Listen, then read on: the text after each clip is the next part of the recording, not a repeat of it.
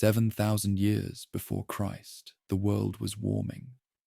The great ice sheets that had locked much of the planet in frozen silence were retreating northward, leaving behind vast river valleys carved by millennia of glacial melt.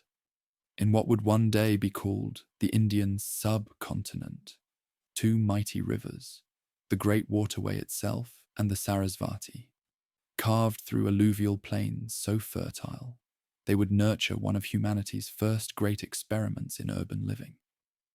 The transformation began not with grand cities or monumental architecture, but in a small settlement called Mehrgarh, nestled in the Balochistan hills of modern-day Pakistan. Here, around 7 millennia ago, nomadic hunters made a decision that would echo through history. They stopped wandering and started planting. The earliest inhabitants lived in simple mud brick structures, rectangular rooms clustered together with shared walls, an innovation that spoke of cooperation rather than isolation. They domesticated wheat and barley, species that had migrated from the Fertile Crescent. But they also cultivated something entirely new, cotton. No other civilization would master cotton production for another 1,000 years. Their animal husbandry revealed similar innovation. Cattle, water buffalo, goats, and sheep grazed in managed herds. But these people also domesticated the zebu, the distinctive humped cattle that would become sacred symbols in later valley seals. These weren't mere livestock, they were partners in an agricultural revolution that would support millions. The sophistication of this society emerged most clearly in their treatment of the dead and the sick. Burials contained elaborate grave goods, turquoise beads from Central Asia, shells from the Arabian Sea, lapis lazuli from Afghanistan. Trade networks spanning thousands of kilometers already connected this small farming community to distant lands, revealing organizational capabilities that transformed our understanding of Neolithic societies. More remarkable still was their medical knowledge. The settlement's dentists, for that is what they were, practiced therapeutic drilling of human teeth. 9 skulls from the period show perfectly round holes drilled into molars with flint-tipped copper bits, the world's first known dental surgery. The precision of these procedures and the fact that patients survived long enough for bone to heal around the drill holes demonstrated sophisticated understanding of pain management and antiseptic techniques. Pottery from the site tells the story of technological evolution compressed into millennia. Early vessels were crude, hand-formed containers fired in simple kilns. But 15 centuries later, local potters were creating elaborate decorated ceramics with geometric patterns that would persist in the region for thousands of years. The potter's wheel appeared around 3 millennia after the first settlements, revolutionizing production and creating the first standardized vessels, a precursor to the obsessive standardization that would define later valley culture. Social stratification emerged gradually. Early burials showed little difference in grave goods, but after 2.5 millennia, some individuals were interred with significantly more elaborate possessions: copper axes, decorative ceramics, rare stone beads. A hierarchy was crystallizing, though one notably different from contemporary Mesopotamian societies. No single individual dominated. Instead, wealth distributed among several elite families, creating a more collective form of leadership. The genetic foundation of this civilization came from multiple sources. The population descended primarily from Iranian farmers who had migrated eastward during the warming period, mixing with indigenous hunter-gatherer populations already present in the subcontinent. This genetic blend became the foundation for the valley peoples, though significant additional mixing with Central Asian populations would occur during the later Bronze Age. Climate played the crucial role in enabling this agricultural revolution. The post-glacial warming period, known as the Holocene climatic optimum, brought increased monsoon rains to the subcontinent between the 7th and 5th millennia before Christ. Rivers ran fuller, groundwater tables rose, and the arid landscapes of Balochistan and Sindh became verdant grasslands capable of supporting large agricultural populations. The Sarasvati river system, fed by glacial melt from the Himalayas, was during this period larger than the modern Ganges and the Great Western River combined. Space imagery has revealed its ancient course, a mighty waterway flowing from the mountains through Haryana and Rajasthan before emptying into the Arabian Sea near modern Gujarat. This river, which would later disappear entirely, was the lifeline that would enable the valley civilization's greatest cities to flourish. 4 millennia before Christ, dozens of settlements dotted the river valleys of the greater region. Each maintained the basic template established at the original site: mud brick architecture, mixed agriculture, craft specialization, but began developing distinctive regional characteristics. Sites like Nausharo and Pyrak showed increasingly sophisticated urban planning, with streets laid out in deliberate patterns and specialized quarters for different crafts. The pottery of this period reveals the first hints of the cultural uniformity that would later define the valley civilization. Ceramic styles began converging across the region, suggesting regular contact and perhaps shared cultural values that transcended local tribal identities. Decorative motifs, the pipal tree, humped bulls, geometric patterns, appeared repeatedly at sites hundreds of kilometers apart. Technological innovation accelerated. Copper working, initially limited to simple tools and ornaments, evolved into bronze production by the middle of the 4th millennium. Furnaces capable of reaching temperatures over 1,000 degrees Celsius appeared at multiple sites. Craft specialists began producing standardized tools, weapons, and ornaments that showed remarkable consistency in design and quality across the region. Trade networks expanded exponentially.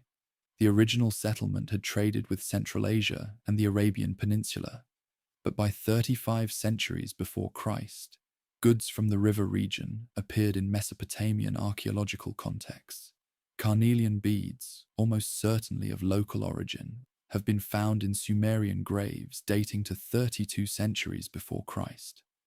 The valley people weren't just recipients of foreign trade. They were active participants in the world's first global economy. The social implications of this trade were profound. Wealth accumulation accelerated, but in patterns that distinguished valley society from its contemporaries.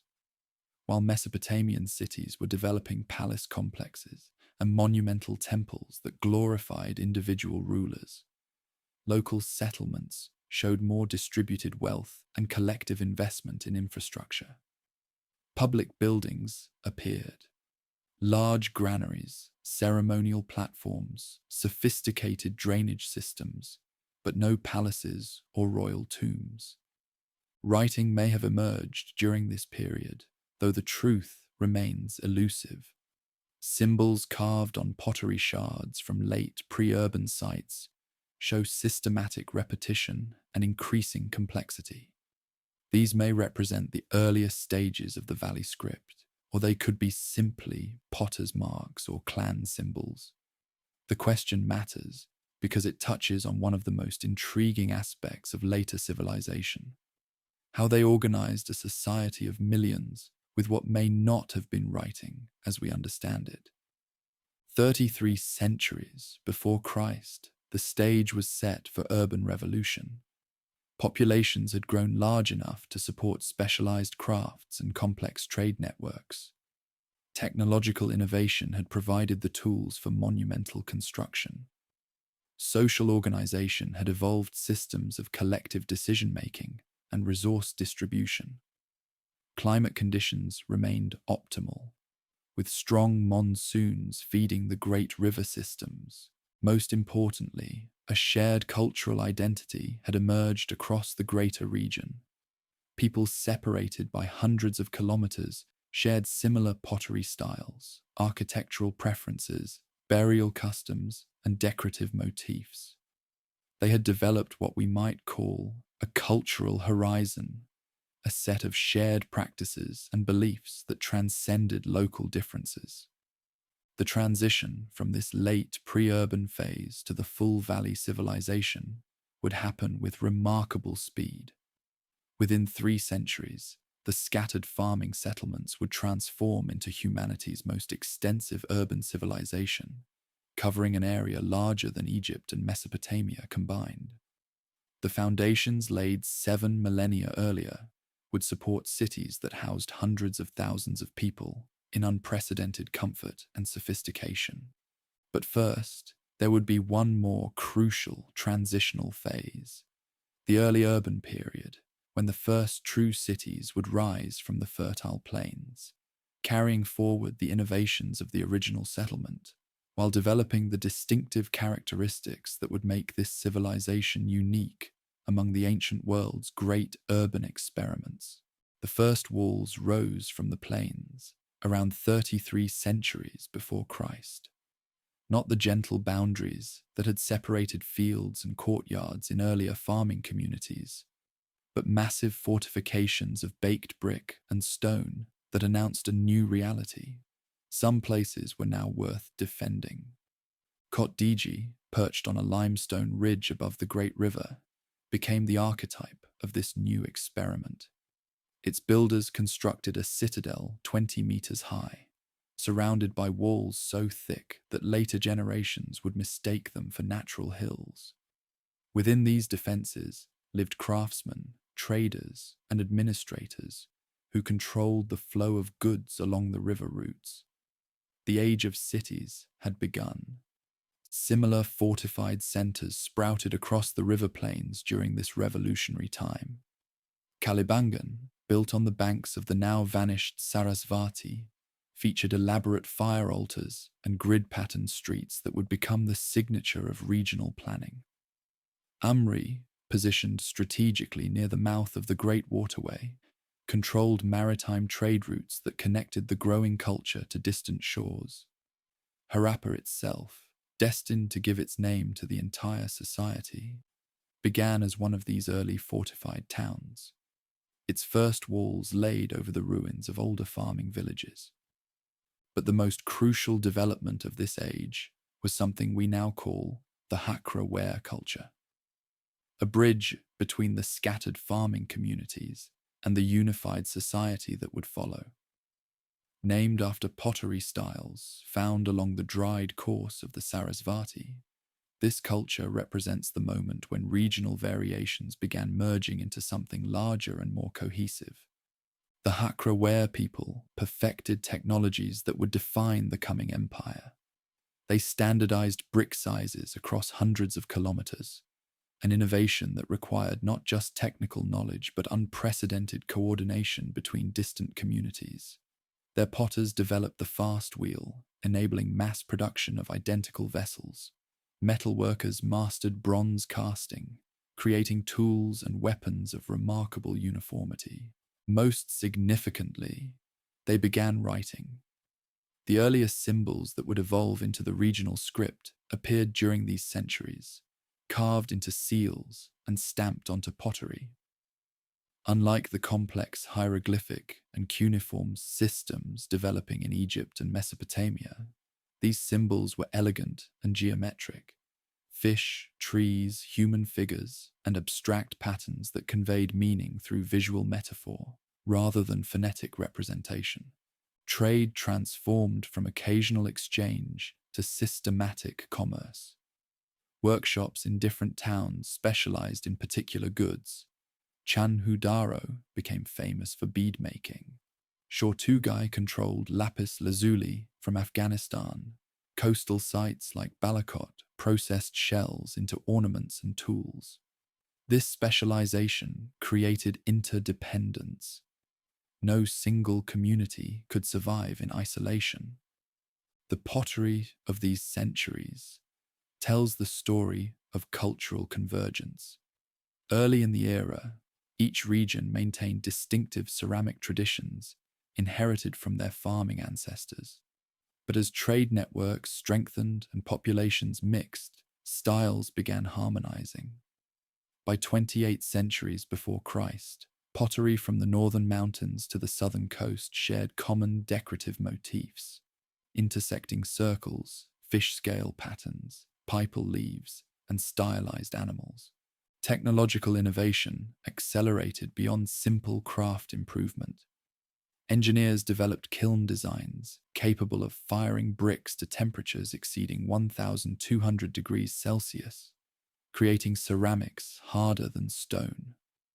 Metallurgists learned to alloy copper with tin and arsenic, producing bronze tools that held sharper edges than pure copper implements.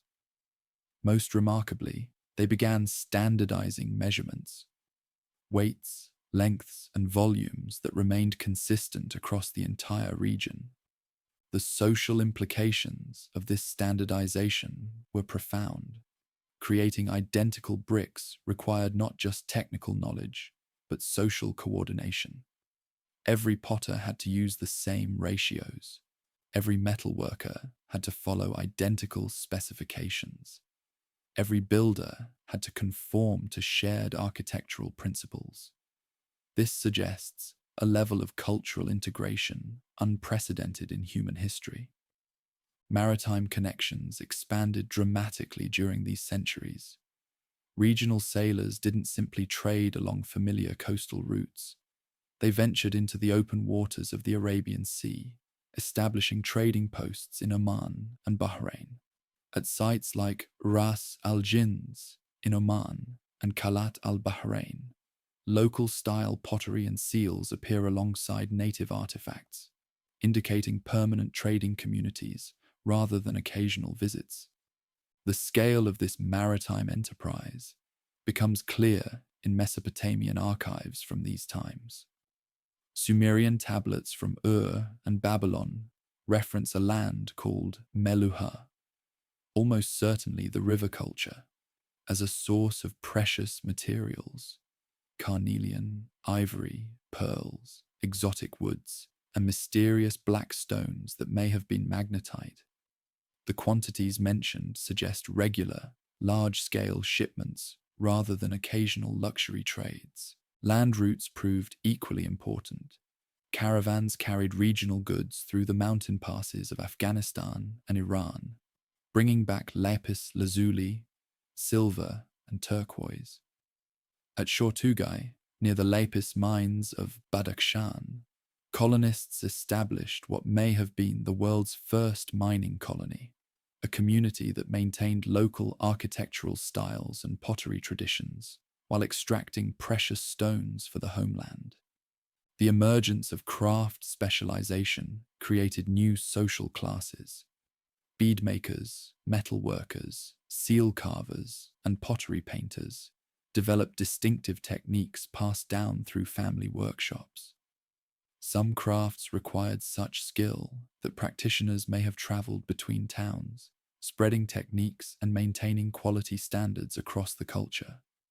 Religious practices began showing the uniformity that would characterize mature society.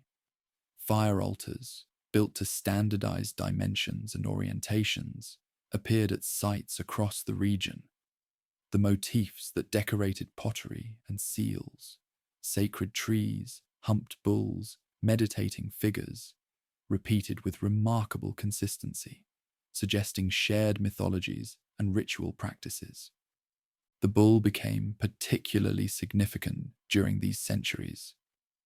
Unlike the wild aurochs depicted in earlier art, these were clearly domesticated zebu cattle with distinctive humps and gentle expressions. They appeared on seals in standardized poses, standing before sacred trees, being fed by human figures or arranged in processions. The reverence for cattle that would characterize later religion was crystallizing. City planning evolved from practical necessity to aesthetic principle. Early fortified sites had grown organically around defensive cores, but later communities showed deliberate design. Streets aligned with cardinal directions, residential areas separated from craft quarters, and public buildings occupied prominent positions. The grid pattern layout that would define mature cities was taking shape. Water management became increasingly sophisticated. The seasonal nature of monsoon rains and the importance of river transport made water control crucial for survival. Engineers developed elaborate drainage systems, wells with perfectly round shafts, and reservoirs lined with watertight brick. At Dolavira, builders created a complex of 16 water tanks that could store enough fresh water to sustain the population through extended dry seasons. The development of weights and measures reveals the mathematical sophistication of this culture. Bronze weights discovered from these times follow a binary system: 1, 2, 4, 8, 16, 32, and 64 units, with a basic unit of approximately 13.7 grams. More remarkably, this same system appears at sites across the entire region, from the mountains of Afghanistan to the coast of Gujarat, an achievement in standardization that would not be matched again until the modern era. Script development accelerated during the later centuries of this age. What began as simple pictographs evolved into a complex system of over 400 distinct symbols. Unlike contemporary writing systems that represented sounds, the regional script appeared to function more like modern mathematical notation, symbols that conveyed meaning directly without necessarily representing spoken language. This may explain why the script has proven so difficult to decipher. It wasn't phonetic writing as we understand it. The transition from fortified communities to open cities marked the era's end. Defensive walls, so prominent in early sites like Kotdiji, became less common in later towns. This suggests either that warfare ceased to be a major concern, or that the culture had developed other means of conflict resolution. The absence of weapons in later archaeological contexts supports the former interpretation. Population growth during these centuries was dramatic. Early fortified sites housed perhaps a few thousand inhabitants each, but by the era's end, communities like premature Harappa may have supported 20,000 or more residents. This growth occurred not through conquest or forced migration, but through natural increase and voluntary aggregation. People chose to live in these growing centers. The economic foundation for this population growth came from agricultural intensification. Farmers developed new crop varieties, including a drought-resistant wheat that could grow in marginal lands. They domesticated new animals, particularly the water buffalo, which provided both labor and protein. Irrigation systems allowed cultivation of previously unusable areas, supporting larger populations on the same land base. Regional variations persisted within this growing uniformity. Northern communities maintained stronger connections to Central Asian trade routes, while southern sites developed more sophisticated maritime technologies. Mountain centers specialized in mineral extraction, while river plains focused on agriculture and manufacturing. This diversity within unity would become a hallmark of the mature culture. The era ended not with conquest or collapse, but with transformation. The fortified communities of the early phase evolved into the open cities of the mature stage. Defensive walls gave way to sophisticated planning. Regional pottery styles merged into empire-wide standards. Local scripts converged into a unified writing system. 7 centuries of gradual change culminated in the emergence of true metropolitan life around 26 centuries before Christ. The experimental phase was over. The scattered fortified towns had coalesced into something unprecedented. A peaceful, standardized, economically integrated society spanning over 1 million square kilometers. The stage was set for the mature phase, an era when the innovations of the pre-metropolitan age would reach their full flowering, in cities that would astonish the world with their sophistication, standardization, and mysterious absence of kings, palaces, and monuments to individual power. The river people had created something entirely new in human experience, a society organized around collective prosperity rather than individual dominance. 26 centuries before Christ, the experimental phase ended. Across the river plains, defensive walls came down, and true cities rose in their place. What emerged would challenge every assumption about how ancient societies organized themselves, how power operated, and what human beings could accomplish when they chose cooperation over conquest. Harappa, the namesake city, sprawled across 150 hectares of prime agricultural land beside the Ravi River. Its builders had torn down the old fortifications and erected something unprecedented. A metropolis without a palace, without royal tombs, without monuments to individual rulers. Instead, they built for everyone. Wide boulevards ran straight as arrows from north to south, intersected by smaller streets in perfect grid patterns. Every neighborhood had access to public wells, every house connected to an elaborate sewage system that would not be matched in sophistication until the Roman Empire. But Harappa was just the beginning. Mohenjo-Daro, rising from the floodplains of the great river itself, dwarfed even this impressive city. Here, the same obsessive planning reached its pinnacle. The Great Bath, a rectangular pool lined with perfectly fitted bricks and sealed with natural tar, dominated the citadel area. Surrounding it were structures whose function remains mysterious. Large halls with no obvious purpose, granaries designed to store vast quantities of grain, and residential complexes that housed hundreds of families in identical, comfortable apartments. Dolavira, in the harsh landscape of Kutch, demonstrated the culture's mastery over hostile environments. Its engineers carved reservoirs directly into rock, creating a water management system so sophisticated it could sustain 20,000 inhabitants in one of the subcontinent's most arid regions. Massive stone walls enclosed the city, not for defense, but to create distinct districts. An upper citadel for ceremonies, a middle town for residents, and a lower city for craftsmen and workers. Rakhigarhi, recently revealed as perhaps the largest of all these cities, covered over 350 hectares, larger than many modern metropolitan centers. Its ruins stretch for kilometers across the dried floodplains of the ancient Sarasvati, testament to a population that may have exceeded 100,000 souls. The scale defies comprehension. Entire neighborhoods of identical houses, workshop districts producing goods for export across continents, and drainage systems that managed water for populations larger than most medieval European cities. These were not isolated urban experiments. Across the plains, over 1,500 sites shared the same architectural DNA.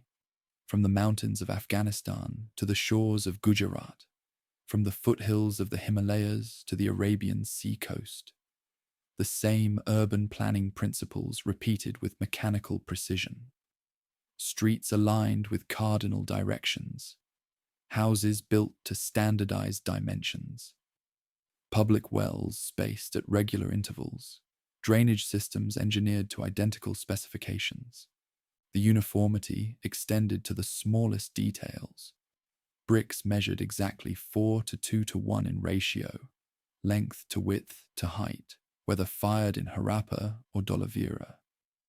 Potter's wheels turned at identical speeds, producing vessels so similar that sherds from different cities are often indistinguishable. Even the bronze scales used by merchants followed the same binary weight system across thousands of kilometers. This standardization represents something unprecedented in human history. A civilization organized around collective agreement rather than individual command. No pharaoh decreed these standards. No emperor enforced these measurements. Yet somehow, millions of people across vast distances voluntarily adopted identical practices, suggesting a level of cultural integration that modern nations struggle to achieve. The absence of palaces becomes more remarkable when compared to contemporary cultures. While Egyptian pharaohs built pyramids and Mesopotamian kings erected ziggurats, these river cities invested their collective wealth in infrastructure that served everyone. Public buildings dominated city centers, but they were baths, granaries, and assembly halls, structures that enhanced community life rather than glorifying individual rulers. Archaeological evidence reveals no royal burials, no warrior graves, no hoards of weapons or precious metals accumulated by elite families. Instead, wealth distributed relatively evenly throughout society. Houses varied in size, but the largest were only 3 or 4 times bigger than the smallest. A far cry from the vast palaces that towered over hovels in other ancient societies. This egalitarian distribution of resources enabled population densities that rivaled modern cities. Mohenjo-Daro housed an estimated 35,000 residents within its walls, while Harappa supported perhaps 25,000. Smaller centers like Chandhu-Daro and Kalibangan each sustained populations of 5,000 to 10,000. The total population across all sites may have reached 4 to 5 million people, a concentration of humanity unprecedented in the ancient world. Managing these populations required organizational capabilities that stretch our understanding of pre-literate societies.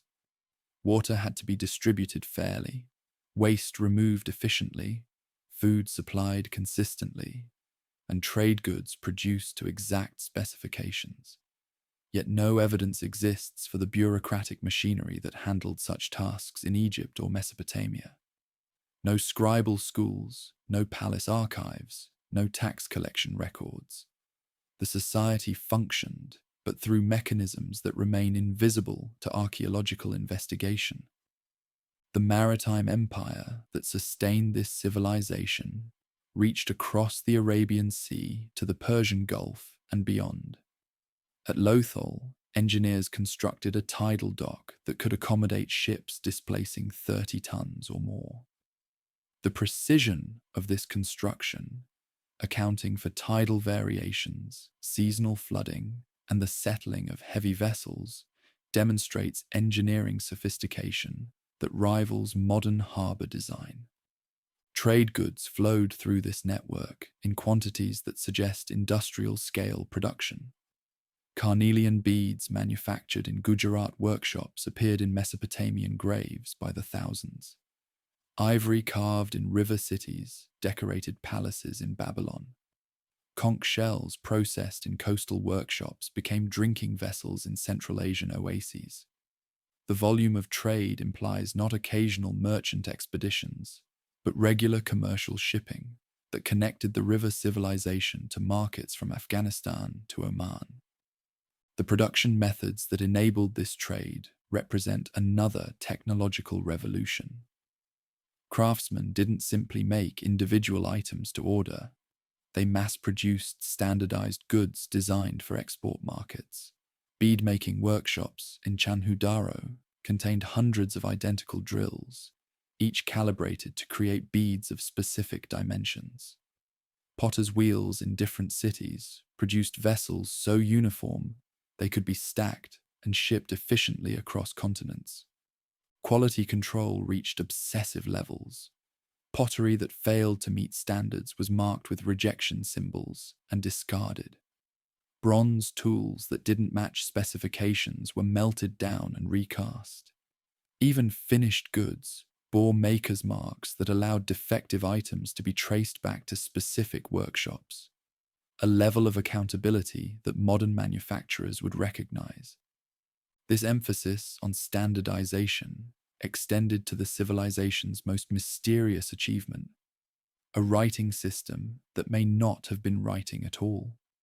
Over 4,000 inscribed objects have been discovered: seals, pottery, bronze tablets, and ivory sticks covered with symbols that repeat in complex patterns.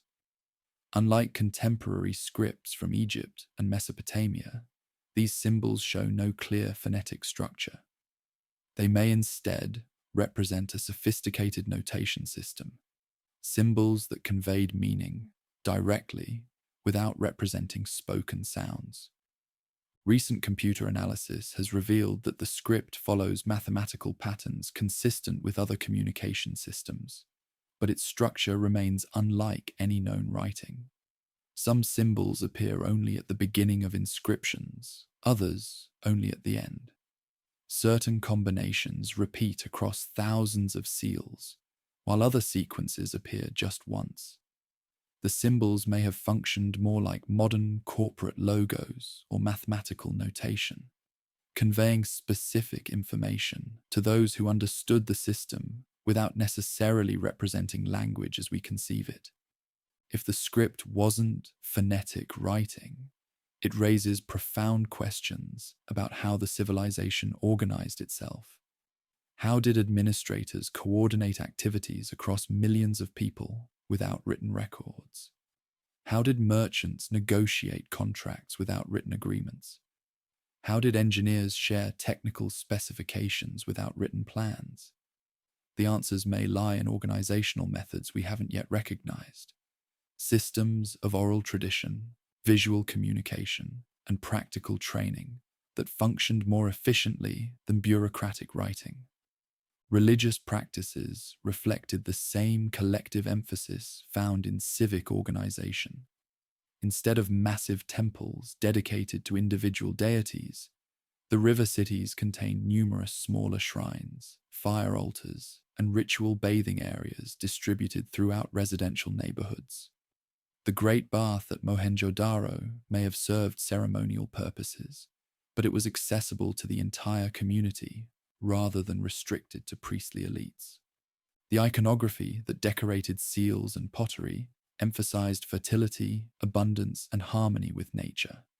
The famous Proto-Shiva seal shows a seated figure surrounded by animals, not dominating them, but existing in peaceful coexistence. Trees appear frequently, often with figures tending or worshipping them. Bulls and water buffalo are depicted as gentle, well-fed creatures, rather than symbols of power or aggression. Female figurines found throughout the cities suggest reverence for maternal and creative forces. These aren't goddess statues in the traditional sense. No temples have been found dedicated to them. No elaborate rituals appear to have surrounded them. Instead, they seem to represent a more personal, household-level spirituality that emphasized life-giving and nurturing aspects of existence. The absence of weapons in archaeological contexts becomes more significant when viewed alongside this peaceful iconography.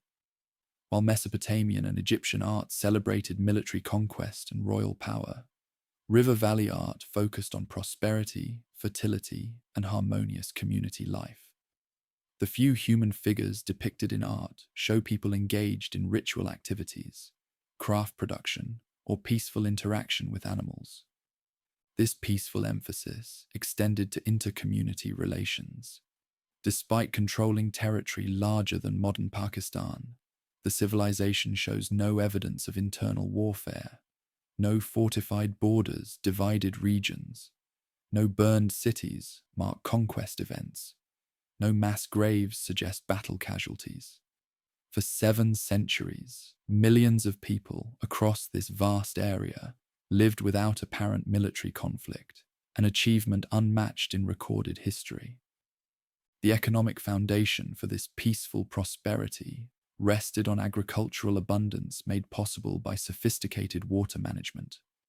Engineers diverted river courses, constructed canals, and built reservoirs that stored monsoon rainfall for use during dry seasons. At Dolavira, the water storage capacity exceeded the city's annual consumption by a factor of 3, insurance against drought that enabled stable population growth. Crop diversification reduced dependence on single food sources. Farmers cultivated wheat, barley, field peas, sesame, dates, and melons in carefully managed rotation systems. They domesticated water buffalo for heavy agricultural work and zebu cattle for milk and ritual purposes. Chickens provided eggs and meat, while sheep and goats supplied wool and leather. The civilization's approach to urban planning prioritized public health in ways that wouldn't be seen again until the modern era. Every house had access to a private well or public water source. Wastewater flowed through covered drains that prevented contamination and disease transmission. Refuse collection systems removed organic waste from residential areas. The result was urban populations that could grow to unprecedented sizes without succumbing to the epidemics that periodically devastated other ancient cities. Building techniques evolved to accommodate both monsoon floods and earthquake activity. Foundations extended deep into alluvial soil to provide stability during tremors. Drainage systems included overflow channels that managed seasonal flooding without damaging structures. Houses were built with emergency exits and storage areas that could sustain families during natural disasters. The civilization's relationship with its environment reflected long-term thinking rarely seen in ancient societies. Rather than exhausting resources for short-term gain, communities managed forests, fisheries, and agricultural land for sustained productivity. Archaeological evidence shows no signs of deforestation, soil depletion, or overhunting. The environmental degradation that contributed to the collapse of other ancient civilizations. This sustainable approach extended to population management. Unlike societies that expanded through conquest and exploitation, the river communities grew through voluntary aggregation and natural increase. People chose to live in these cities because they offered security, prosperity, and comfort unavailable elsewhere. The civilization's expansion was peaceful, a model of development that attracted rather than coerced participation. The technological achievements that made this lifestyle possible required knowledge systems that rivaled anything produced in the ancient world. Metallurgists created alloys with properties optimized for specific uses. Engineers designed water systems that functioned automatically without constant maintenance. Architects developed construction techniques that produced buildings lasting millennia. Most remarkably, this knowledge spread without apparent centralized education systems. No schools have been discovered, no libraries, no archives where technical information was stored and transmitted. Yet somehow, craftsmen in distant cities learned identical techniques, maintained identical standards, and innovated within shared parameters. The mechanism for this knowledge transmission remains one of the civilization's greatest mysteries. The peak of this achievement occurred roughly between 2,500 and 2,200 years before Christ, when the civilization reached its maximum geographic extent and population density. During these 3 centuries, the standardization, prosperity, and peaceful cooperation that characterized the culture reached levels that wouldn't be matched again until the modern era. But even at its zenith, subtle signs of future challenges were emerging. Climate records indicate that monsoon patterns were beginning to shift. River courses were starting to change. The environmental stability that had supported unprecedented urban growth for 5 centuries was entering a period of uncertainty that would ultimately test whether this remarkable experiment in peaceful civilization could adapt to changing conditions. The mature phase represented humanity's first successful experiment in large-scale urban cooperation. For 7 centuries, millions of people across vast distances voluntarily participated in a shared culture that prioritized collective welfare over individual aggrandizement. They created cities without kings, prosperity without conquest, and peace without oppression. Achievements that modern societies continue to struggle to replicate. What made this experiment possible, and why it ultimately proved vulnerable to environmental change, would determine not only the fate of this remarkable civilization, but also the lessons it offers for understanding the possibilities and limitations of human social organization. The morning ritual began before dawn. In houses across the river plains, from the mountain foothills to the coastal marshes, families rose to the same routine that had governed daily life for centuries. The sound of water flowing through household drains mixed with the grinding of grain, the lowing of cattle, and the steady rhythm of potters' wheels already spinning in workshop courtyards. Every home, regardless of size or location, contained the same essential elements. A private well provided fresh water, drawn from carefully maintained aquifers. A bathroom with a sloped floor channeled waste into covered drains that carried sewage away from living areas. Storage rooms held grain in large ceramic jars, their mouths sealed with clay to prevent spoilage. Courtyards provided space for cooking, craft work, and the keeping of small animals. The houses themselves reflected both standardization and subtle social distinctions. The smallest contained 4 or 5 rooms arranged around a central courtyard, sufficient for a nuclear family and perhaps an elderly parent or unmarried sibling. Larger residences might sprawl across 12 or 15 rooms, with separate quarters for extended family members, workshop spaces for family crafts, and storage areas for trade goods. But even the grandest houses differed from their neighbors only in scale, not in luxury. No residence contained throne rooms or treasure chambers. No family accumulated golden ornaments or precious weapons. Wealth expressed itself through the quality of construction, better fitted bricks, more sophisticated drainage, larger storage capacity, rather than ostentatious display. The construction techniques that created these homes required skills passed down through generations of builders. Foundations extended deep into alluvial soil, anchored with wooden posts that provided stability during earthquakes and floods. Walls rose in carefully bonded courses, each brick positioned to distribute weight evenly and resist lateral stress. Flat roofs, accessible by internal staircases, provided additional living space during pleasant weather and storage areas during monsoons. Water management within each household represented a marvel of engineering forethought. Private wells reached depths of 15 to 20 meters, tapping aquifers that remained pure through careful separation from waste systems. Bathrooms featured sophisticated drainage that prevented contamination while conserving water for reuse in gardens and craft activities. Overflow systems protected against flooding during heavy monsoons while ensuring adequate water pressure for daily use. The daily diet reflected both agricultural abundance and careful nutritional planning. Breakfast typically consisted of flat bread made from wheat or barley, accompanied by dates, yogurt, and perhaps honey gathered from wild hives. Fish caught in the rivers and coastal waters provided protein several times weekly.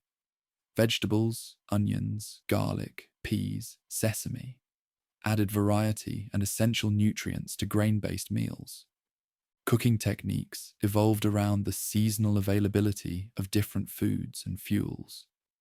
Clay ovens, built into household courtyards, could bake bread and roast meat using minimal wood or dried dung. Large storage jars kept grain fresh through the dry season, while smaller vessels held oils, spices, and fermented foods that added flavor and preserved nutrients during long sea voyages or overland trading expeditions. Children's lives combined education with entertainment in ways that prepared them for adult responsibilities while preserving their sense of play.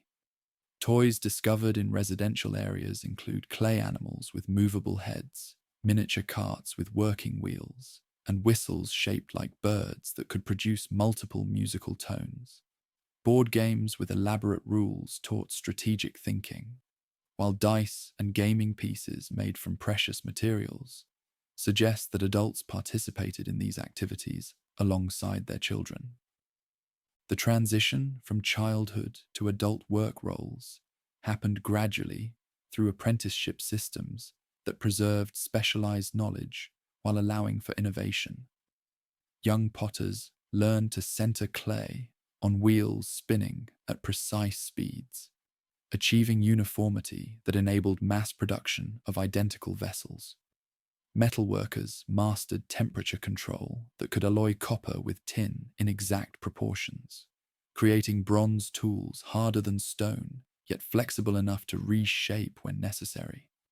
Beadmaking represented perhaps the most sophisticated craft tradition, requiring skills that took decades to master fully. Craftsmen learned to heat carnelian to temperatures that changed its color from pale yellow to deep red, then to drill holes using diamond-tipped tools that could create perfectly round apertures less than a millimeter in diameter. The finished beads were so uniform that modern archaeologists sometimes mistake them for machine-made products. The standardization that characterized these crafts extended beyond simple quality control to encompass aesthetic principles that unified artistic expression across vast distances. Pottery painters in different cities used identical motifs, intersecting circles, fish scales, pipal leaves, applied with techniques that produced vessels indistinguishable in style, despite being manufactured hundreds of kilometers apart. Textile production achieved similar levels of sophistication and uniformity. Cotton cultivation, spinning, and weaving techniques created fabrics so fine that impressions preserved on metal objects reveal thread counts approaching modern standards.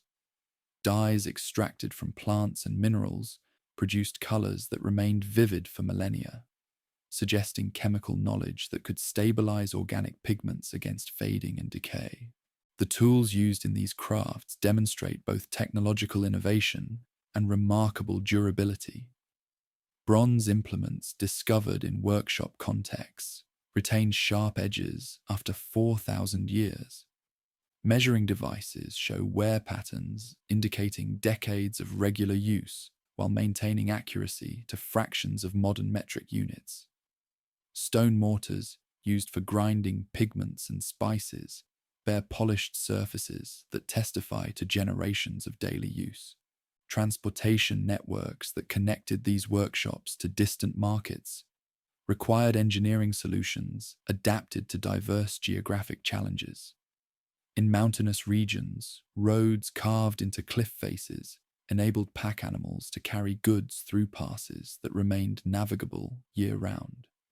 River transport utilized vessels designed with shallow drafts that could navigate seasonal variations in water levels while carrying heavy cargoes of grain, pottery, and metal goods. The wheeled vehicles that moved goods overland represented sophisticated adaptations to local conditions. Carts used in river plains featured large wheels that distributed weight across soft alluvial soils, preventing them from becoming mired during monsoon seasons. Mountain vehicles used smaller, more maneuverable wheels that could navigate narrow paths while maintaining stability on steep grades. Maritime technology reached levels that enabled regular voyages across hundreds of kilometers of open ocean.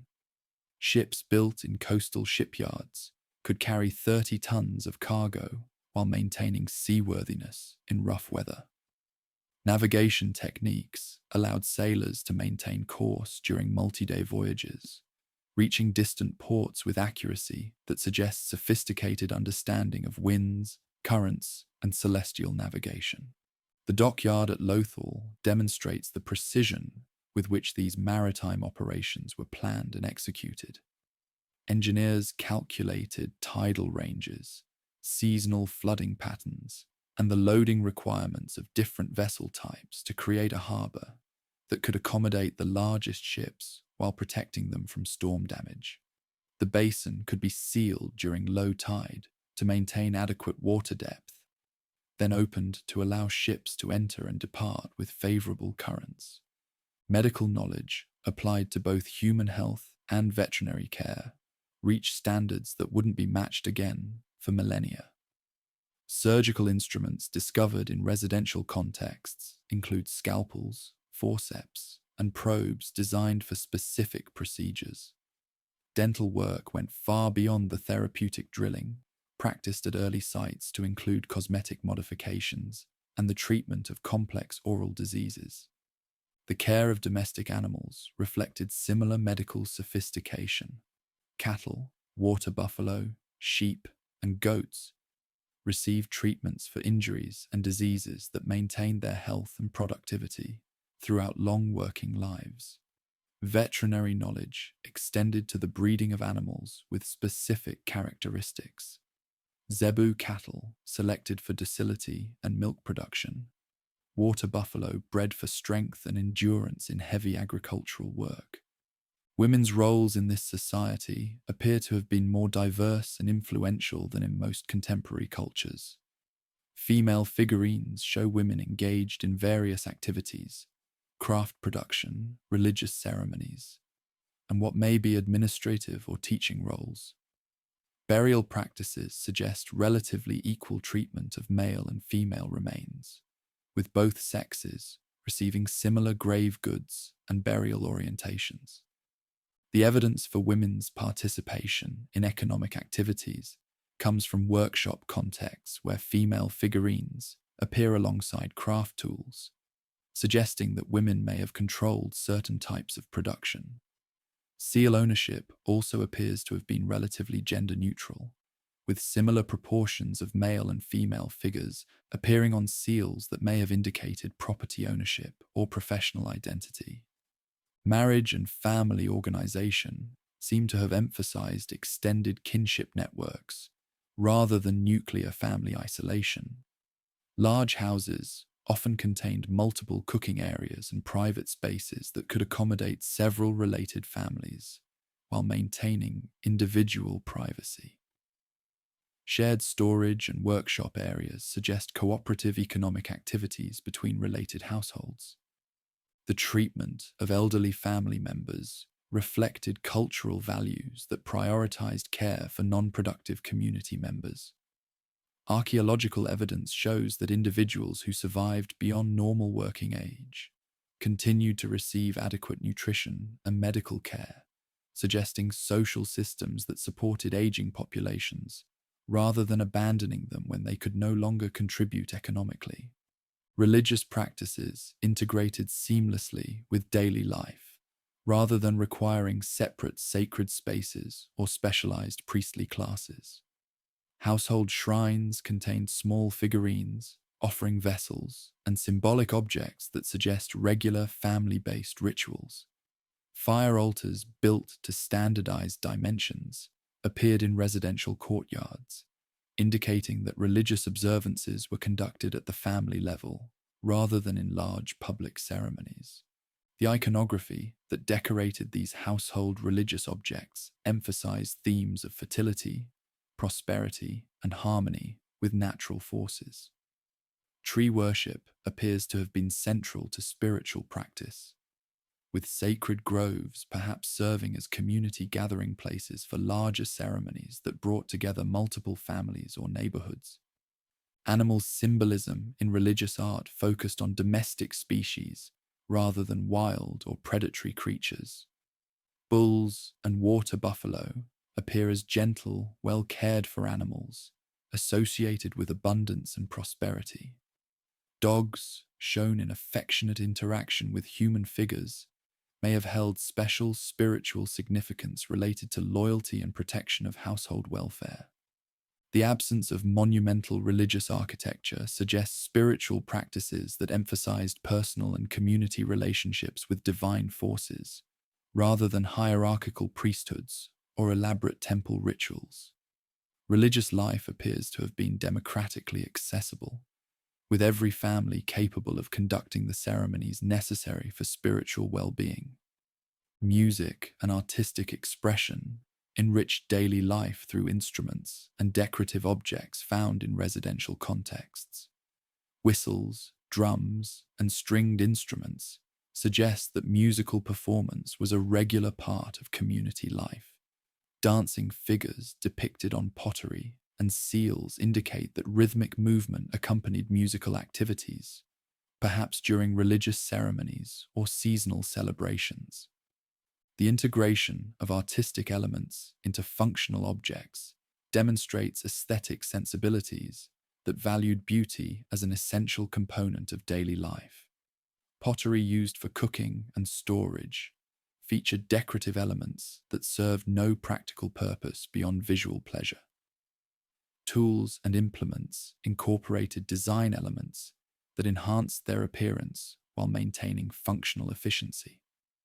Personal ornamentation reflected both individual taste and adherence to cultural standards of appropriate dress and appearance. Bronze mirrors, cosmetic containers, and jewelry suggest that physical appearance was considered important for both social interaction and personal satisfaction. The uniformity of decorative styles across different regions indicates shared concepts of beauty and appropriate self-presentation. Burial practices provide the clearest evidence for beliefs about death and afterlife, though the evidence suggests relatively modest concepts of post-mortem existence. Graves contain useful objects, pottery, tools, ornaments, but not the elaborate wealth accumulations found in contemporary royal burials elsewhere. This suggests either beliefs in relatively egalitarian afterlife conditions or concepts of death that didn't require extensive material provisions. The positioning of burials within or near residential areas indicates that the dead remained connected to living communities rather than being segregated in distant cemeteries.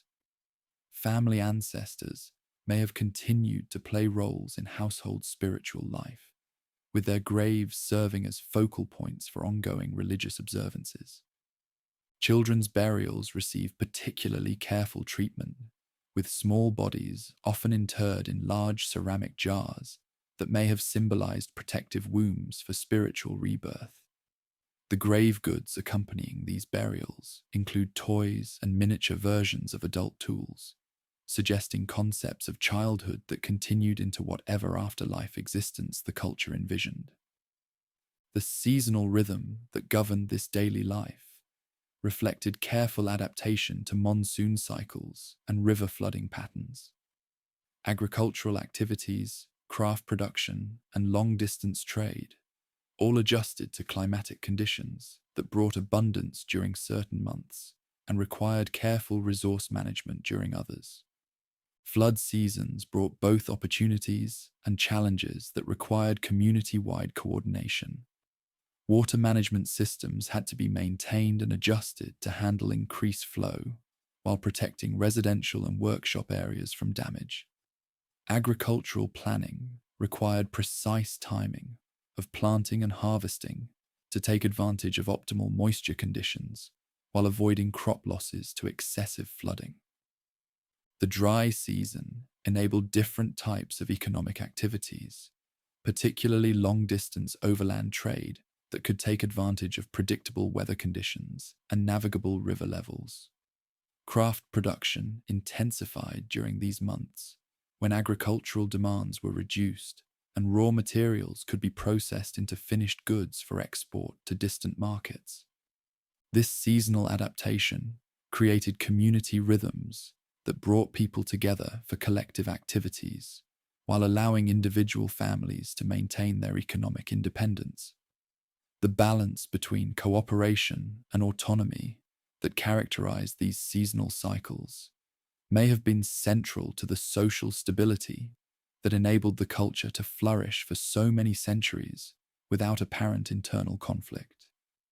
The daily life that emerged from this combination of technological sophistication, social cooperation, and environmental adaptation created living standards that wouldn't be matched again until the modern era. People lived in comfortable homes with running water and waste disposal, ate nutritious and varied diets, engaged in meaningful work that contributed to community prosperity, and participated in cultural activities that enriched their lives beyond mere survival needs. Most remarkably, they achieved these living standards without the oppressive hierarchies, military conflicts, and environmental destruction that characterized most other ancient civilizations. The daily life they created was sustainable, peaceful, and prosperous, a model of human social organization that modern societies continue to struggle to achieve.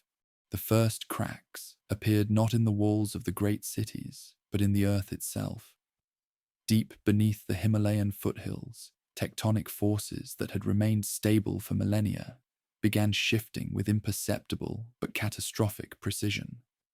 The Yamuna River, which had fed the mighty Sarasvati system for thousands of years, started carving a new path eastward toward the Ganges. What followed would be the death of a super river, and with it, the slow strangulation of humanity's first great experiment in peaceful urban civilization. The Sarasvati had been more than a river. It was the lifeline of an empire. From its glacial sources in the Himalayas, it had carried snowmelt and monsoon waters through the fertile plains of Haryana and Rajasthan, supporting more than 60% of all Harappan settlements. Its course, now visible only through satellite imagery and dried channels filled with wind-blown sand, reveals a waterway that dwarfed both the Indus and the Ganges. At its peak, the Sarasvati stretched over 1,600 kilometers from source to sea, with a drainage basin larger than modern France. The cities that had grown along its banks, Kalibangan, Banawali, Rakhigarhi, and hundreds of smaller settlements, had planned their entire existence around this river's seasonal rhythms. Their agricultural systems depended on its annual floods to rejuvenate soil and replenish groundwater. Their trade networks used its waters to transport goods from the mountains to the sea. Their populations had grown to sizes that could only be sustained by the agricultural abundance that the great river made possible. When the Yamuna began its eastward shift around 19 centuries before Christ, the effects rippled through the Sarasvati system like a slow-motion earthquake. Water levels dropped gradually at first, perhaps unnoticeably to individual generations who adapted to slightly lower flood levels and deeper wells. But the geological forces at work were relentless. As the Yamuna continued its migration toward the Ganges, it captured tributary after tributary that had once fed the Sarasvati, each loss reducing the great river's flow by measurable amounts. The Drisadvati River, a major tributary that had contributed substantial water volume, was among the first to be captured by the shifting drainage patterns. Its loss alone reduced the Sarasvati's flow by nearly 30%, forcing agricultural communities to adapt quickly to reduced water availability. Wells that had reliably produced water for generations began to fail. Irrigation channels that had carried water to distant fields ran dry during critical growing seasons. Climate change compounded the river's decline through shifts in monsoon patterns that reduced precipitation across the entire Himalayan watershed. Glacial retreat caused by the same warming trends that were transforming weather patterns across Eurasia, diminished the snowmelt that had provided the Sarasvati's dry season flow. Archaeological evidence from lake sediments and tree rings indicates that rainfall decreased by 20 to 30% during the critical centuries between 1900 and 1500 years before Christ. The human response to these environmental changes reveals both the sophistication and ultimate limitations of Harappan adaptive strategies. Engineering solutions that had worked successfully for centuries were expanded and refined as communities attempted to maintain their traditional lifestyles despite reduced water availability. At Dolavira, builders constructed additional reservoirs and deepened existing ones, increasing the city's water storage capacity by over 50%. Canal systems were extended and improved to capture every possible drop of seasonal rainfall. But engineering could not compensate indefinitely for the loss of a river system that had provided the foundation for an entire civilization. As water became scarce, competition increased between settlements that had previously cooperated in managing shared resources. Archaeological evidence suggests that some communities began restricting access to wells and reservoirs that had once been communally maintained. The social cooperation that had been fundamental to Harappan culture started fracturing under environmental stress. Population pressure intensified these conflicts as people from failing settlements migrated toward communities that still had adequate water supplies. Cities like Harappa and Mohenjo-Daro, located on rivers that continued to flow, experienced sudden influxes of refugees from Sarasvati basin settlements. These population movements strained infrastructure that had been designed for stable population levels, leading to overcrowding and deteriorating living conditions. The breakdown of standardization that had been the hallmark of mature Harappan culture became evident in pottery styles, architectural practices, and craft production. Regional variations that had been suppressed during the peak of the civilization began reasserting themselves as communities lost regular contact with distant settlements. Local pottery traditions diverged from the empire-wide styles that had prevailed for centuries. Building techniques adapted to locally available materials rather than maintaining uniform construction standards. Trade networks that had connected the Harappan world to markets from Afghanistan to Oman began contracting as reduced agricultural surpluses limited the goods available for export. Workshops that had produced carnelian beads, bronze tools, and textiles for international markets found their supply chains disrupted by the abandonment of settlements that had provided raw materials. The maritime empire that had extended Harappan influence across the Arabian Sea gradually retreated to a few coastal enclaves. At Lothal, the great dockyard that had accommodated ships from across the known world began silting up as reduced river flow failed to maintain the deep channels necessary for large vessel navigation. Archaeological layers from this period show hasty construction and poor quality repairs, suggesting that the city's inhabitants were struggling to maintain infrastructure without the resources that had supported their predecessors' achievements. The script that had unified administrative and commercial activities across the empire shows signs of deterioration during this period.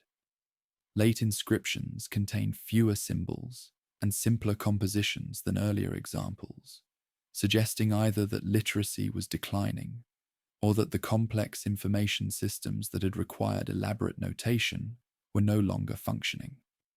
Some scholars interpret this as evidence that the centralized systems that had coordinated empire-wide activities were breaking down.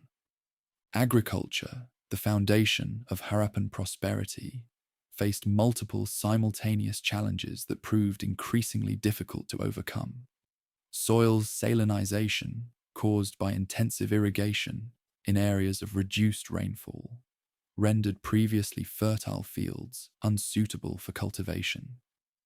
Deforestation, accelerated by the need for fuel and construction materials as communities attempted to adapt to changing conditions, led to erosion and further soil degradation. The careful crop rotation systems that had maintained soil fertility for centuries became harder to sustain when water shortages forced farmers to prioritize immediate food production over long-term agricultural sustainability. Archaeological evidence from granary sites shows that storage capacity decreased during this period, suggesting that communities were unable to maintain the surplus food stores that had provided security against seasonal variations and natural disasters. Animal husbandry faced similar pressures as reduced pasture lands and water availability forced communities to reduce their herds of cattle, water buffalo, sheep, and goats. The zebu cattle that had been central to both agricultural production and religious practice became less common in archaeological assemblages from this period. Wild animal populations, stressed by the same environmental changes affecting human communities, provided less reliable supplementary protein through hunting. Religious practices began showing signs of stress and transformation as communities struggled to maintain traditional ceremonies and observances. Fire altars, which had been constructed to standardize dimensions across the empire, show increasingly irregular proportions and construction techniques. The iconography that decorated pottery and seals began emphasizing themes of scarcity and survival, rather than the abundance and prosperity that had characterized earlier art. Female figurines from this period often show more elaborate dress and ornamentation, possibly indicating increased importance of fertility and prosperity symbols as these qualities became harder to achieve in daily life. Tree worship, which had been central to Harappan's spirituality, may have intensified as communities sought spiritual solutions to environmental problems that were beyond their technological capacity to solve. The abandonment of settlements followed predictable patterns as environmental degradation progressed. Smaller agricultural villages were typically abandoned first as their inhabitants migrated to larger centers that still had functioning infrastructure. These larger settlements experienced temporary population booms as they absorbed refugees, but eventually faced their own resource limitations and began experiencing emigration as conditions deteriorated. Archaeological evidence from abandoned settlements reveals the gradual nature of this decline. Houses were not destroyed by warfare or natural disasters, but simply left empty as their inhabitants departed for more promising locations. Valuable items were typically removed, but everyday pottery, tools, and furnishings were often left behind, suggesting that people hoped to return when conditions improved. The directions of population movement during this period can be traced through pottery styles and architectural techniques that spread from abandoned Sarasvati basin settlements to regions that remained habitable. Many refugees moved eastward toward the Ganges Valley, where rivers continued to flow and agricultural conditions remained favorable. Others migrated southward into Gujarat and the Deccan, where different environmental conditions supported continued settlement. Some populations may have moved northward into the foothills of the Himalayas, where highland agriculture and pastoralism offered alternatives to the river valley, farming that was no longer sustainable in their traditional territories. Archaeological evidence for these movements remains limited, but genetic studies of modern populations suggest that Harappan era migrations contributed to the demographic patterns found across the subcontinent today. The late Harappan cultures that emerged from this period of decline represent adaptations to environmental and social conditions that were fundamentally different from those that had supported the mature civilization. The Cemetery H culture, named after burial practices discovered at Harappa, shows continuity with earlier traditions, but also significant innovations that reflect changed circumstances. Cemetery H pottery shows distinctive styles that combine Harappan motifs with new decorative elements that may reflect cultural mixing with populations from other regions. Burial practices shift from the simple inhumation that had characterized earlier periods to more elaborate ceremonies that may have reflected increased concern with death and ancestral spirits during times of social stress. The Jukar culture, identified in settlements in Sindh, represents another regional adaptation that maintained some Harappan traditions while incorporating innovations that reflected local environmental conditions. Jukar pottery shows influences from Central Asian cultures, suggesting increased contact with nomadic populations as settled agricultural communities became less stable. These successor cultures maintained some of the technological achievements that had characterized the mature Harappan civilization, particularly in metallurgy and craft production. Bronze working techniques continued to be practiced, though often with less sophisticated alloy compositions and finishing techniques. Pottery production maintained high-quality standards, though with reduced standardization and increased regional variation. Trade networks persisted on a reduced scale, with local and regional exchange continuing even as the long-distance commerce that had connected the Harappan world to distant markets declined. Evidence from this period shows continued production of beads, textiles, and metal goods, though in smaller quantities and with less uniform quality than had characterized the peak of the civilization. The question of violence during the decline period has been extensively debated by scholars examining the archaeological evidence. Early interpretations suggested that the civilization had been destroyed by warfare, possibly involving invasions by Indo-Aryan populations moving into the subcontinent from Central Asia. More recent analysis has found little convincing evidence for large-scale warfare or sudden conquest. Some skeletal remains from late-period contexts show evidence of traumatic injuries that could indicate violence, but these are relatively rare and could equally well result from accidents, criminal activity, or small-scale conflicts over resources during times of environmental stress. The absence of weapons, caches, fortifications, or burned settlements suggests that warfare was not a major factor in the civilization's decline. The Indo-Aryan migration, which brought new populations and cultures into the subcontinent during the second millennium before Christ, appears to have been a gradual process rather than a violent invasion. Archaeological evidence suggests that Indo-Aryan groups established settlements in regions that were already experiencing population decline due to environmental factors, rather than displacing thriving Harappan communities through conquest. Genetic evidence from modern populations supports this interpretation, showing that the demographic changes associated with Indo-Aryan migration involved gradual mixing rather than wholesale population replacement. The cultural changes that mark the transition from Harappan to post-Harappan cultures appear to result from this population mixing combined with adaptations to changed environmental conditions rather than from violent conquest.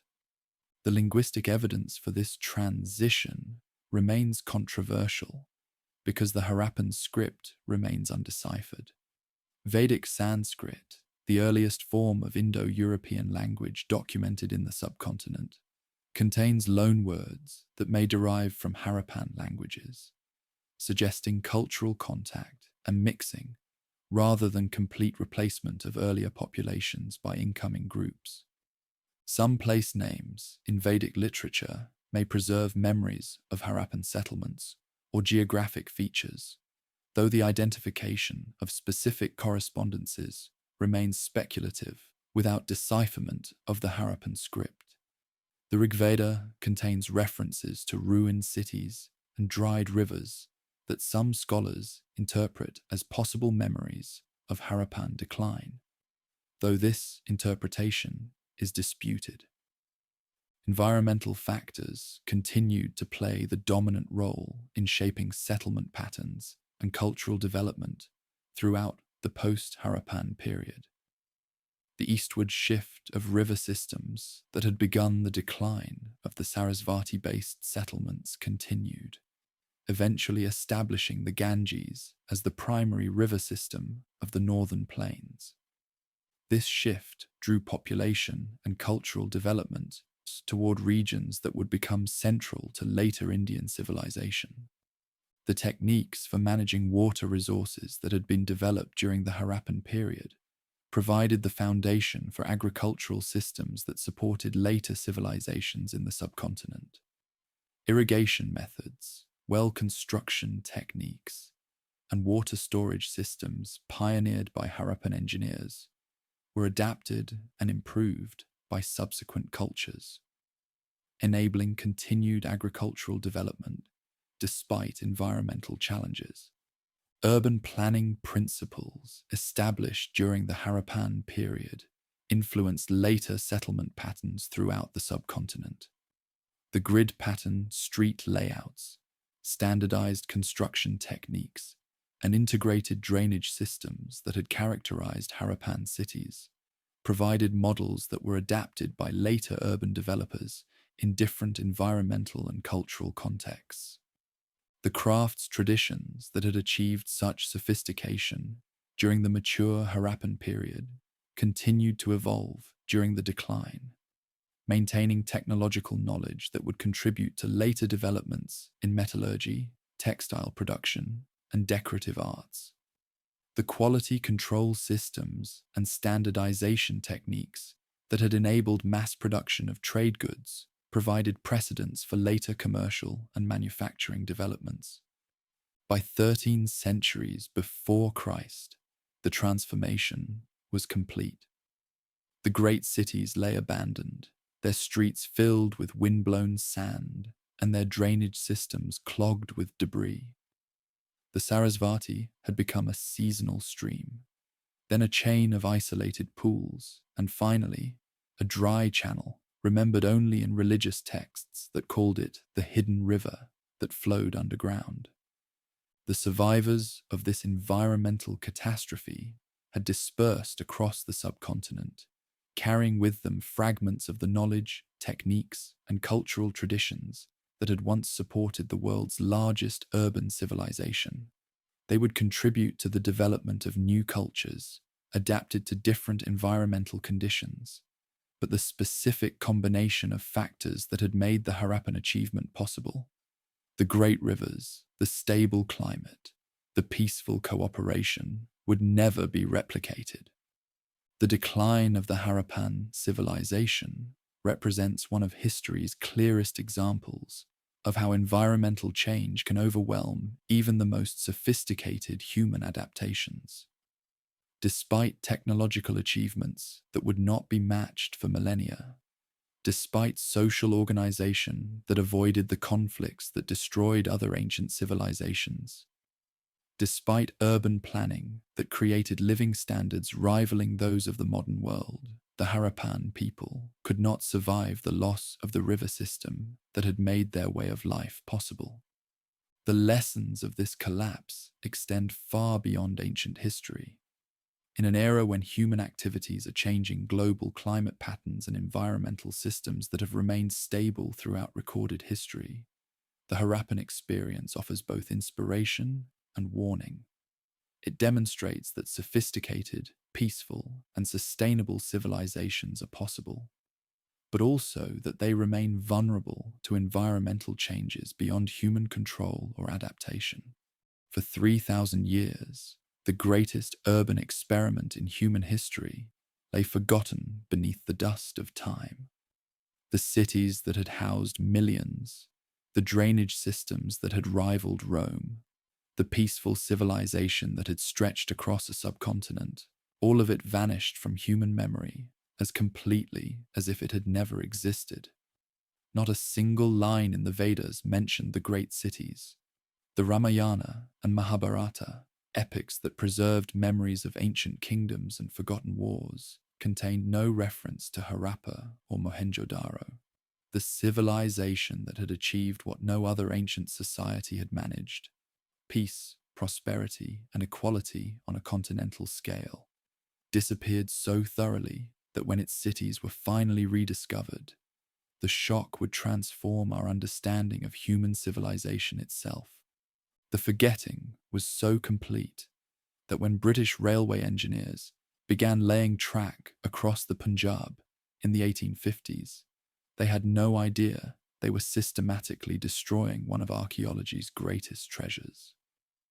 The East India Company's railway expansion required massive quantities of ballast to stabilize the tracks across the soft, alluvial soils of the river plains. Local contractors, eager to supply the seemingly inexhaustible demand, had found perfect sources of pre-cut, standardized bricks scattered across the countryside in mysterious mounds that dotted the landscape. John and William Brunton, the Scottish engineers supervising the railway construction, thought they had struck gold.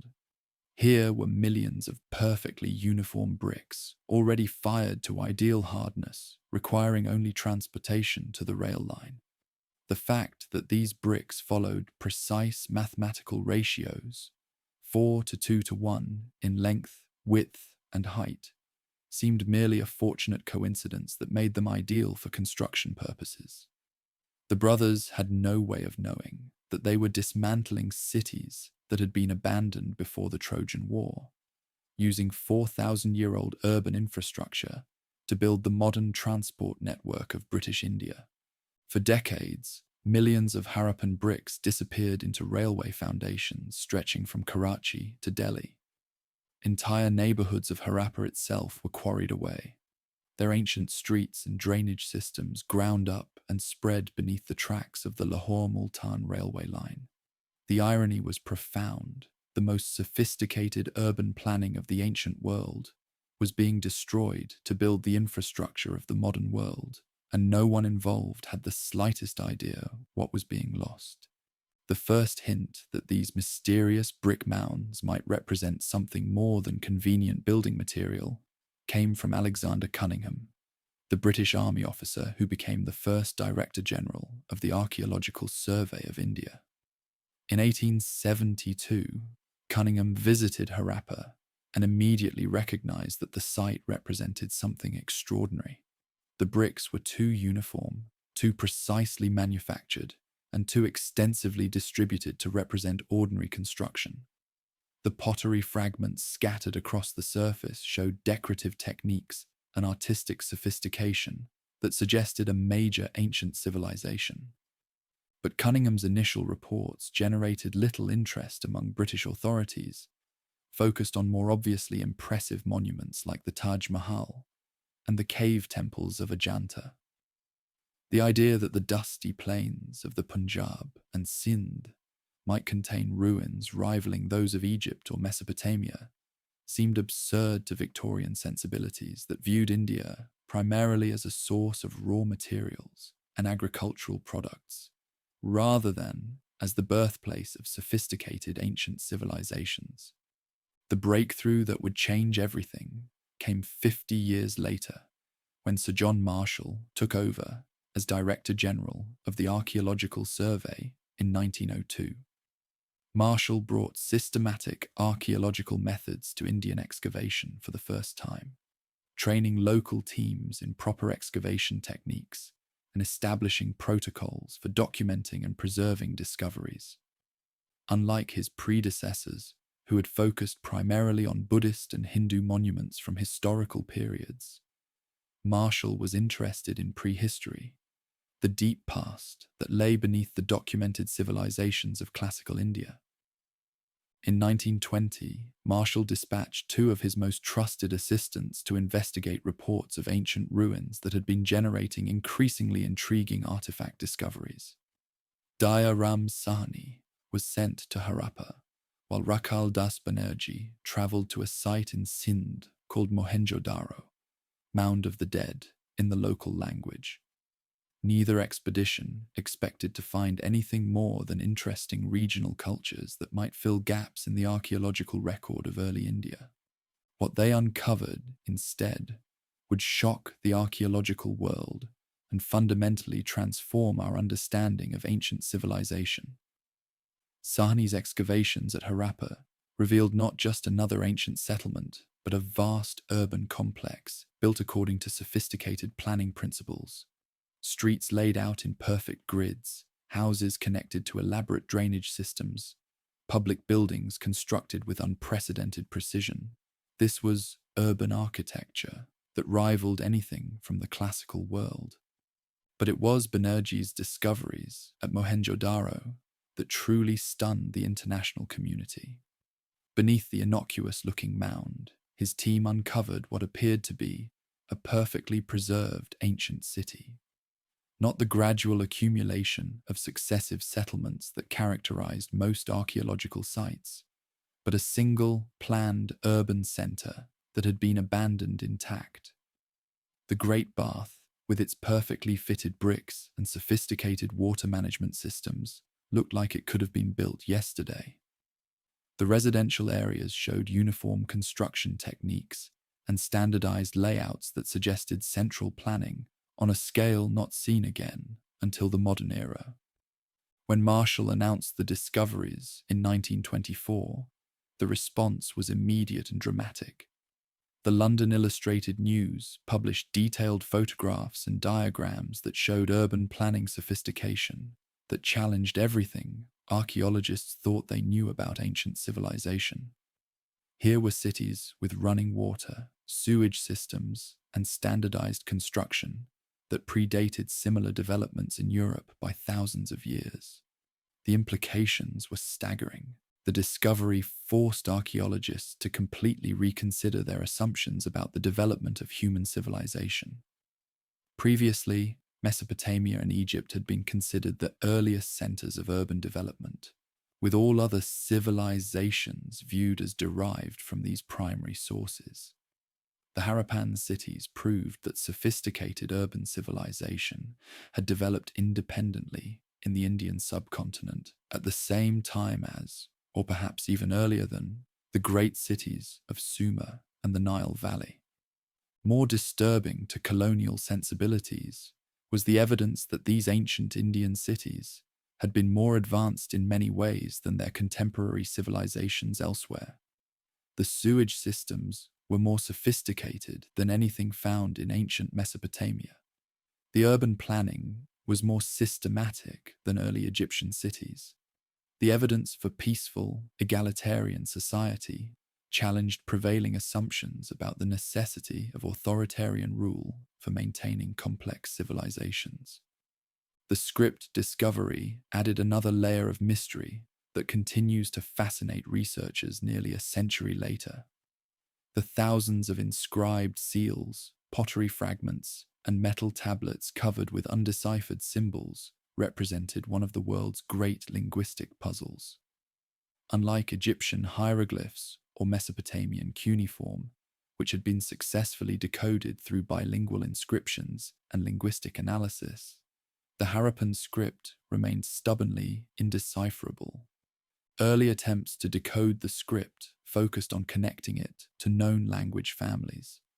Some scholars argued for links to Dravidian languages still spoken in South India. Others proposed connections to Indo-European languages brought by later Aryan migrations. Still others suggested that the script might represent a language isolate, a unique linguistic tradition that had no surviving relatives. But none of these approaches produced convincing translations that could be verified through archaeological or historical evidence. The script's brevity compounded the decipherment challenge. Most inscriptions contained only 4 or 5 symbols, far too short to reveal grammatical structures or provide the repetitive context that had enabled decipherment of other ancient scripts. The longest known inscription contains only 26 symbols, and even this may represent multiple short inscriptions rather than a single extended text. Without longer texts, traditional linguistic analysis remained nearly impossible. But the most puzzling aspect of the script was its structure. Computer analysis in the 1970s revealed statistical patterns that suggested the symbols functioned more like a logosyllabic system than a phonetic alphabet. The distribution of symbols, their frequency patterns, and their positional preferences resembled mathematical notation or symbolic logic more than conventional writing. Some symbols appeared almost exclusively at the beginning of inscriptions, others only at the end, while certain combinations repeated across thousands of seals with mechanical regularity. This discovery led to revolutionary theories about the nature of Harappan information management. Rather than phonetic writing that recorded spoken language, the symbols might represent a sophisticated notation system that conveyed meaning directly through visual metaphors and logical structures. Think of it as an ancient equivalent of modern computer programming languages, systems that communicate complex information through standardized symbols without necessarily representing the sounds of spoken words. The implications of this theory were staggering. If the Harappans had developed symbol systems that functioned more like mathematics than language, it would explain how they coordinated activities across millions of people without the bureaucratic apparatus that characterized other ancient civilizations. Instead of armies of scribes recording administrative details in written archives, they might have used visual symbols and oral traditions that could convey essential information more efficiently than phonetic writing. Modern artificial intelligence has brought new tools to the decipherment challenge, but with results that have only deepened the mystery.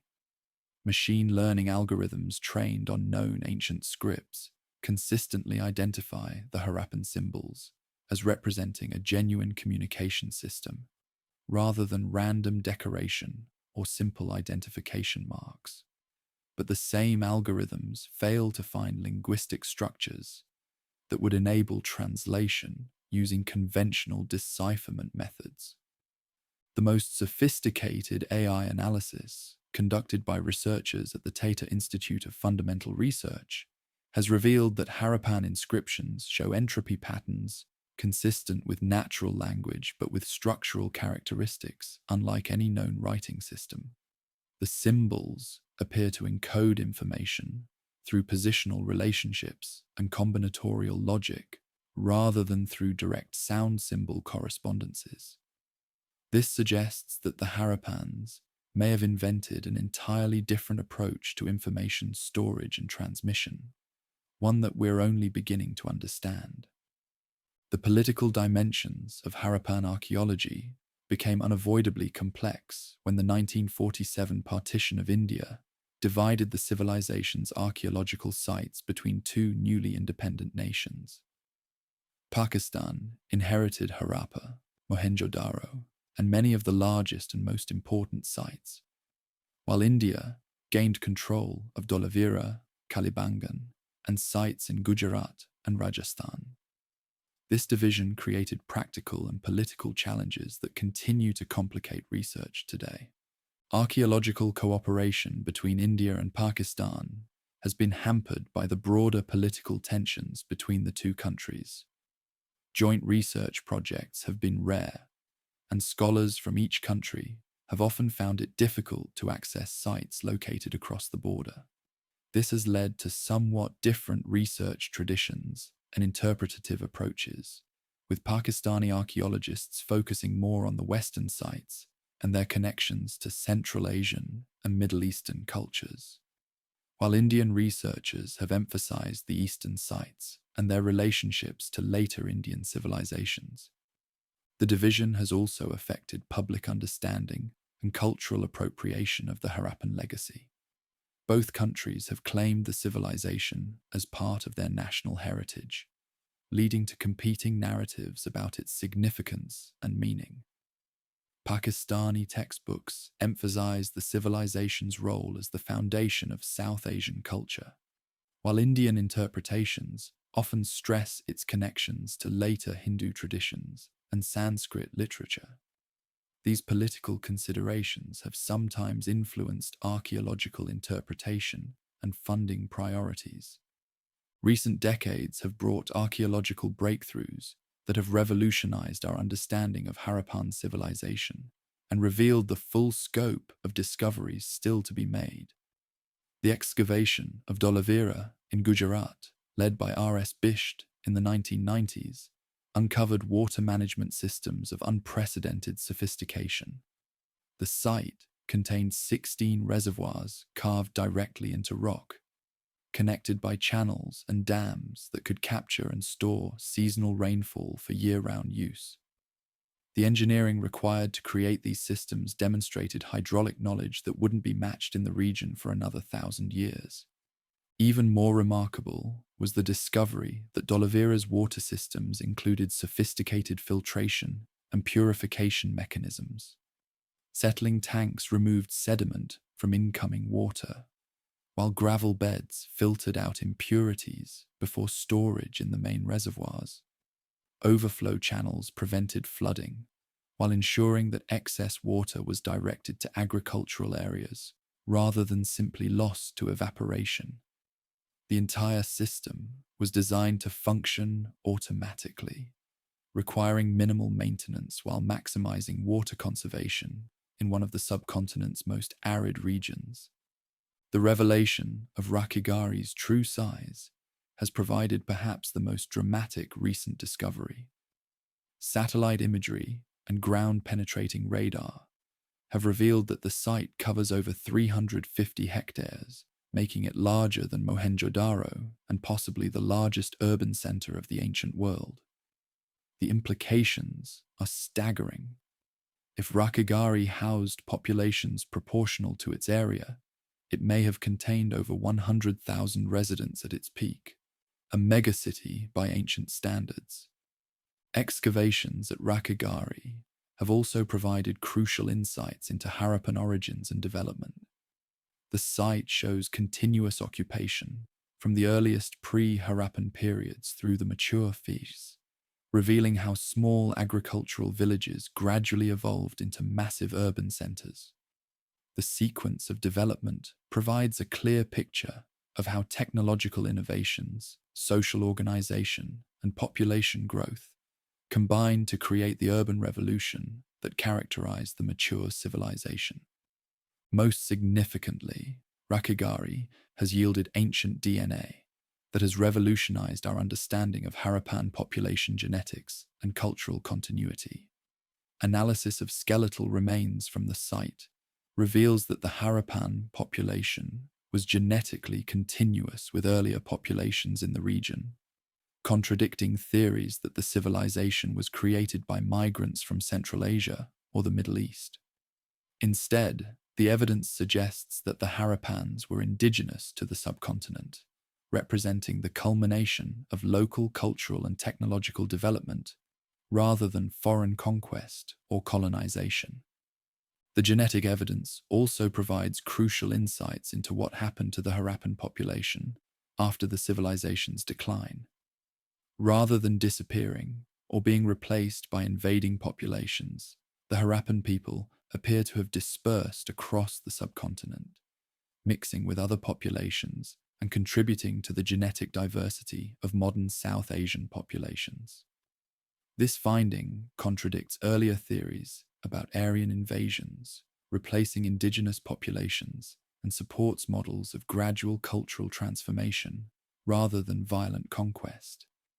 Satellite technology has emerged as one of the most powerful tools for Harappan archaeology, revealing the true scope of the civilization and enabling discoveries that would be impossible through traditional excavation methods.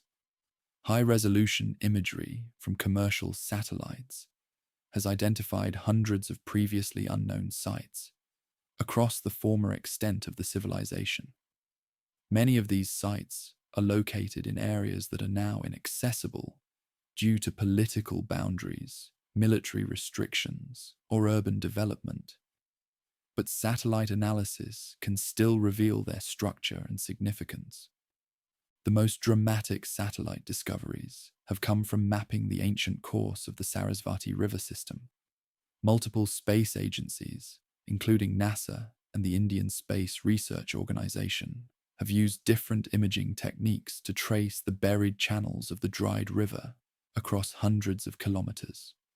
The resulting maps reveal a waterway system of staggering size, larger than the modern Ganges and Indus combined, that supported the largest concentration of Harappan settlements. Thermal imagery has been particularly valuable for identifying buried archaeological features. Ancient brick structures retain and release heat differently than surrounding soil, creating temperature signatures that can be detected from space even when the structures are buried under meters of sediment. This technique has revealed the outlines of entire cities, complete with street patterns, building foundations, and water management systems, without requiring any excavation. Ground-penetrating radar and other geophysical survey techniques have complemented satellite imagery by providing detailed subsurface maps of known sites. These techniques can reveal building layouts, identify promising areas for excavation, and assess the preservation state of buried remains before committing to expensive and time-consuming excavation projects. At sites like Harappa and Mohenjo-Daro, geophysical surveys have revealed that the excavated areas represent only small fractions of the total urban complexes. Digital archaeology has transformed how Harappan sites are documented, analyzed, and preserved for future research. Three-dimensional scanning and photogrammetry now create detailed digital models of excavated structures that preserve exact measurements and spatial relationships. These digital models enable virtual reconstructions that help researchers understand how ancient buildings functioned and how they related to surrounding urban infrastructure. The Harappan Archaeological Research Project, a collaboration between Pakistani, American, and British institutions, has pioneered the use of digital techniques for site documentation and analysis. The project has created comprehensive databases that integrate information from multiple sites, enabling comparative analysis that would be impossible when data remains scattered across different institutions and publications. This collaborative approach has revealed patterns of urban development, craft production, and cultural change that couldn't be detected through analysis of individual sites. Virtual reality reconstructions of Harappan cities now allow researchers and the public to experience these ancient urban environments in ways that would be impossible through traditional archaeological presentation. Walking through a virtual reconstruction of Mohenjo-Daro's streets, visitors can appreciate the sophisticated urban planning while understanding how the drainage systems, public buildings, and residential areas functioned as integrated systems.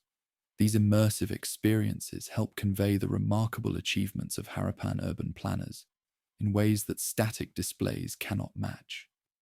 Underwater archaeology has added another dimension to Harappan research, particularly along the Gujarat coast, where sea level changes since ancient times have submerged coastal settlements. The National Institute of Oceanography has identified several underwater sites that may represent Harappan era ports and trading settlements. While underwater excavation in these areas remains challenging, sonar mapping and remote sensing have revealed structural remains that suggest significant coastal settlements that were inundated by rising sea levels after the civilization's decline. The most intriguing underwater discoveries have come from areas near modern Dwarka, where sonar surveys have identified what appear to be planned urban settlements beneath several meters of water. While the dating and cultural affiliation of these sites remain uncertain, they demonstrate that significant archaeological remains may be preserved in offshore areas that haven't been systematically explored. Future underwater archaeology may reveal crucial evidence about Harappan maritime activities and coastal settlement patterns. Conservation challenges facing Harappan sites have become increasingly urgent as urban development, agricultural intensification, and climate change threaten the remaining archaeological record. Many sites identified through satellite imagery are being destroyed by modern construction before they can be properly excavated and documented. The expansion of cities like Lahore and Ahmedabad has engulfed ancient sites, while agricultural mechanization has damaged surface remains across thousands of hectares. Climate change poses particularly serious threats to sites in arid regions where wind erosion is accelerating due to changing precipitation patterns and increased temperature extremes. Sites like Dolavira face challenges from both drought conditions that destabilize ancient structures and occasional extreme rainfall events that cause flooding and erosion. Sea level rise threatens coastal sites, while changing river courses affect sites located near modern waterways. International cooperation has become essential for addressing these conservation challenges effectively. UNESCO has provided technical assistance and funding for conservation efforts at major sites like Mohenjo-Daro, while bilateral agreements between Pakistan and India have enabled some collaborative research projects despite broader political tensions. Private foundations and international development agencies have also contributed funding for site conservation and research infrastructure. The establishment of site museums and visitor centers has helped raise public awareness about the importance of Harappan archaeology while generating revenue that can support conservation efforts. The Harappa Museum in Pakistan and the Archaeological Museum at Lothal in India provide excellent examples of how archaeological sites can be presented to the public in ways that both educate visitors and promote conservation awareness. Modern genetic studies have provided revolutionary insights into Harappan population dynamics and cultural continuity that complement and sometimes challenge archaeological interpretations. Ancient DNA extraction from skeletal remains at sites like Rakhigarhi has revealed population genetic structures that persist in modern South Asian populations, suggesting greater continuity between ancient and modern populations than previously recognized. The genetic evidence has been particularly important for understanding the relationship between Harappan populations and later cultural developments in the subcontinent. Rather than showing evidence for massive population replacement associated with Indo-Aryan migrations, the genetic data suggests complex processes of cultural exchange and gradual population mixing that preserved significant elements of earlier demographic patterns. These findings have implications that extend far beyond academic archaeology. They provide scientific evidence that challenges simplistic narratives about ancient invasions and population replacements that have sometimes been used to support modern political and cultural claims. The evidence for population continuity supports models of cultural development that emphasize local innovation and gradual change, rather than external conquest and replacement. Isotope analysis of human and animal remains has provided additional insights into Harappan mobility patterns, diet, and trade relationships. Strontium isotope ratios in tooth enamel can reveal where individuals spent their childhood, enabling researchers to track population movements and identify migrants within Harappan communities. These studies have revealed surprising levels of long-distance mobility, with individuals born in distant regions settling in major urban centers. Carbon and nitrogen isotope analysis of bone collagen has revealed details about Harappan diet and agricultural practices that complement archaeological evidence from plant and animal remains. The isotope data confirms that Harappan diet was based primarily on wheat and barley cultivation, with significant contributions from dairy products, consistent with archaeological evidence for cattle domestication and management. What the Harappan civilization offers to modern society goes far beyond historical curiosity or archaeological fascination. In an era when humanity faces unprecedented challenges related to urban sustainability, environmental management, and social inequality, the Harappan example provides both inspiration and practical lessons that remain remarkably relevant. The Harappan approach to urban planning offers crucial insights for modern, sustainable city development. Their integration of water management, waste disposal, and residential planning created urban environments that supported dense populations without environmental degradation. The standardization that enabled efficient resource distribution while maintaining architectural diversity provides models for how modern cities might balance efficiency with livability. Their water management techniques, particularly the sophisticated systems developed at sites like Dolavira, demonstrate approaches to water conservation and distribution that remain applicable in arid regions today. The integration of rainwater harvesting, groundwater management, and waste treatment that characterized Harappan cities offers proven solutions for modern water scarcity challenges. Perhaps most importantly, the Harappan civilization demonstrates that large-scale social organization doesn't require oppressive hierarchy or violent coercion. For 7 centuries, millions of people across vast distances cooperated in economic and social systems that provided unprecedented prosperity and quality of life. They achieved this through standardization, specialization, and trade relationships that created mutual benefits rather than exploitation.